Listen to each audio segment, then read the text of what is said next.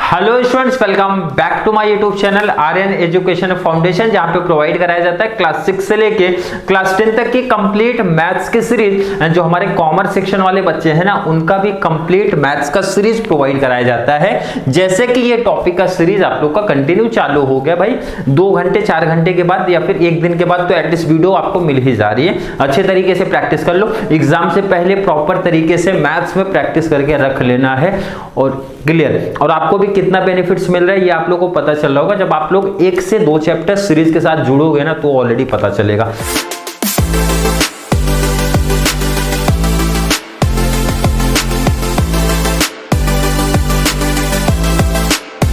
Sir topic क्या है आज आपका ना, हैशटैग नंबर 3 F5 BMS वाले बच्चे BFM वालों को सेम 1 में है। जो हमारे BMS के बच्चे साथ में जुड़ेंगे सीरीज के साथ, BFM वालों का ना सेमेस्टर 1 में है, बट BCom वाले बच्चों का ना सेम 2 में ये टॉपिक है। सबसे इजी टॉपिक में से एक मैं टॉपिक बोलूंगा टाइम सीरीज। टाइम सीरीज का टॉपिक है, उसमें से कौन सा सर 3 ईयरली मूविंग एवरेज। जो बच्चे हैशटैग 1 से वीडियो को देख रहे हैं तो उनको पूरा कॉन्सेप्ट समझ में आ रहा होगा, सर कौन सा टॉपिक लेके चल रहे हैं, किस तरीके से हमको हैशटैग प्रोवाइड कराया जा रहा है। ध्यान से देखना, टेंशन नहीं लेना भाई। BMS वालों को ऑलरेडी प्ले लिस्ट में ऐड कर दूंगा, BFM वालों का ऑलरेडी प्ले लिस्ट में ऐड कर दूंगा, BCom वालों को सेम 2 का प्ले लिस्ट में ऐड करूंगा। सेम 2 वाले में ध्यान रखना, आप लोग का सेम 1, इनका सेम 2।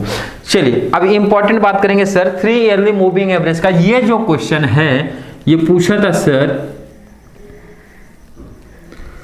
क्लियर लिख दो भाई, केटी वालों बच्चों का पूछा गया है अक्टूबर 2016 में। वो भी डिस्टेंस वाले जो हमारे बच्चे होते हैं ना, उनके कितने मार्क्स का सर 7 मार्क्स का ये टॉपिक। इतना सिंपल टॉपिक कितने मार्क्स का है 7 मार्क्स का। आप लोग देखो 1 प्रैक्टिस किया, 2nd प्रैक्टिस कर लो, मतलब ये दूसरा सेमेस्टर 3 ईयरली मूविंग एवरेज।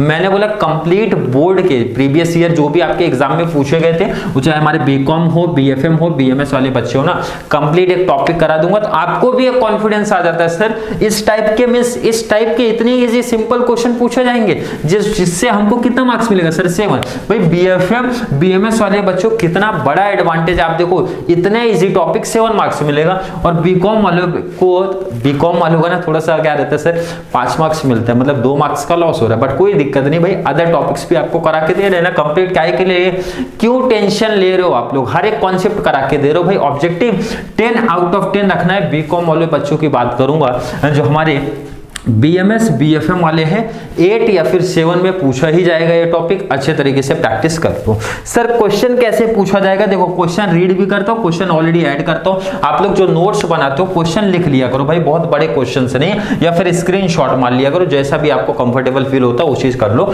लिख लो, ज्यादा बेस्ट है, क्योंकि ये टॉपिक बहुत बड़े नहीं है। उसके जस्ट बाद आंसर लिख लिया करो, रिविजन के टाइम पे बहुत बड़ी हेल्प हो जाएगी। क्वेश्चन है sir find 3 yearly moving average. Clear mention किया गया 3 ईयरली मूविंग एवरेज करके मेंशन होता है। मैंने बोला बहुत कुछ टेंशन लेने वाला नहीं, क्लियर क्वेश्चन ये मेंशन करता है भाई, ये फाइंड आउट कर लो। चले टेबल जैसे आपको दिया ना, फिर सिर्फ उसको आप वर्टिकल फॉर्म में कॉपी कर लो।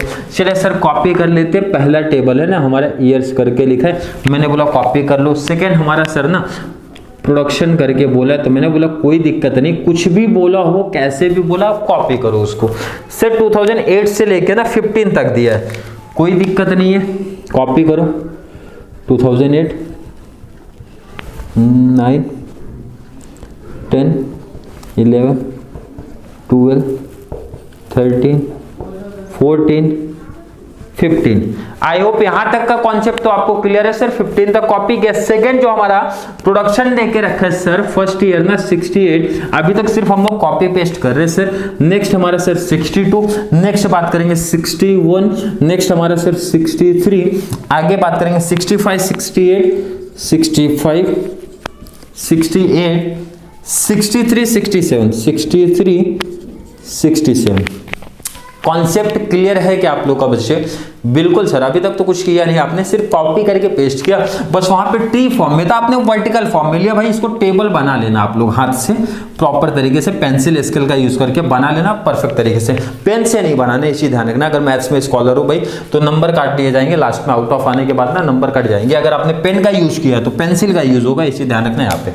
क्लियर है सर? आगे का कॉन्सेप्ट है सर 3 ईयरली मूविंग एवरेज की बात हो रही है ना, तो पहले तो आपने बोला था ना 3 ईयर्स का टोटल तो ले लो, पहले 3 इयर्स का टोटल तो लो, लास्ट में हमारा निकलेगा sir 3 yearly moving average. Simple सा है, सिंपल सा यही करोगे आप लोग, पहले टोटल ले लो, टोटल के बाद एवरेज आप लोग को निकाल लेना। भाई टोटल लो तो टोटल के टाइम सर आपने बताया था ना भाई ये जो फर्स्ट ईयर होता है खाली कर दो, फर्स्ट ईयर होता है खाली करो, और यहाँ से लास्ट ईयर का ध्यान रखो, लास्ट ईयर खाली कर दिया करो।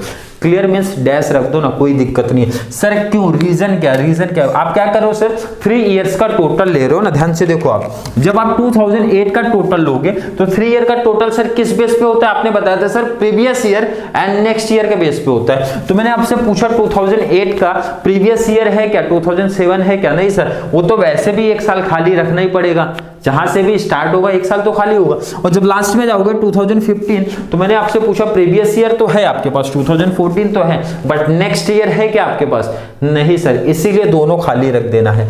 क्लियर कॉन्सेप्ट समझा सर, मतलब सिंपल सा बोलूंगा ना, 3 ईयरली मूविंग एवरेज आएगा, ऊपर हमेशा खाली, नीचे हमेशा खाली, कोई दिक्कत कोई कंफ्यूजन नहीं सर। आगे का कॉन्सेप्ट है सर 3 ईयर का टोटल कर लोगे क्या भाई, 2009 का जब टोटल लोगे एक पीछे एक आगे चले जाना, मीन्स सर 68 प्लस 62 प्लस 61 कर देना है, मतलब सिंपल 68 62 61।